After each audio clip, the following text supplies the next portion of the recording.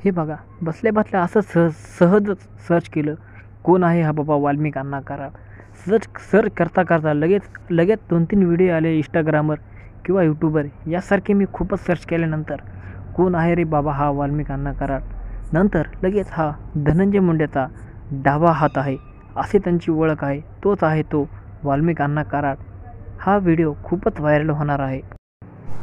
काही दिवसापूर्वी अण्णावर गुन्हा दाखल झालेला आहे. 302 हा गुन्हा दाखल झाल्यामुळे काही लोक गावामधले सरपंच किंवा असेच काही नेते रस्त्यावर उचलून आंदोलन करत आहेत. त्यामुळे अण्णाचं अजून वजन वाढत आहे. आणि अण्णासाठी एक नक्की लाईक करा. अण्णा म्हणजे हा परळीची शान आहे.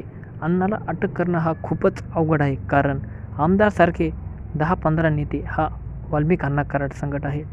त्यामुळे जाहीर निषेध करून अण्णाला वाचवण्याची शक्यता खूपच जास्त आहे. त्यामुळे अण्णाला खूपच जास्त सपोर्ट आहे.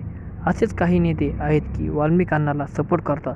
त्यामुळे असे भाई लोक समजा परळीवर राज्य करणारा आहे तो म्हणजे वाल्मिक अण्णा कराड.